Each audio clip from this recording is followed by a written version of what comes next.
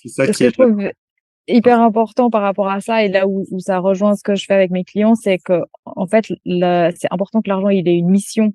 Et si on ne sait pas pourquoi on veut utiliser l'argent, ou bien si on veut l'utiliser pour quelque chose, mais qu'on a une croyance qui nous dit non, c'est pas possible parce que ça va manquer, ou il n'y a pas vraiment assez, ou j'ai pas vraiment le droit, bah finalement, il y a cette espèce de stagnation ou de flou dont tu parlais avant qui fait qu'il y a un peu rien qui bouge. Ça va pas forcément mal, mais ça va pas, c'est pas non plus forcément plaisant, en fait. et puis on reste dans cette espèce de crispation et là, comme tu dis, on rejoint la partie un peu psychologique, un peu croyance sur laquelle bah, on a travaillé en deuxième partie et là du défi. Et ça, c'était hyper intéressant que tu développes ce point sur les croyances, sur qu'est-ce qu'on y fait en fait. Mhm.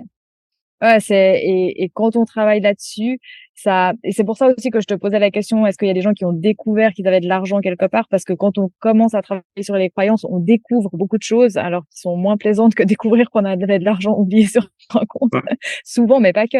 Mais on voit, ouais, d'où viennent ces blocages qui peuvent être assez profonds, qui peuvent être aussi des loyautés par rapport à la génération précédente, si les parents ont beaucoup travaillé pour nous payer les études ou si voilà, suivant de quel milieu on vient, de tout d'un coup se dire, bah moi je vais être quelqu'un qui va gagner beaucoup d'argent ou qui va gagner de l'argent facilement.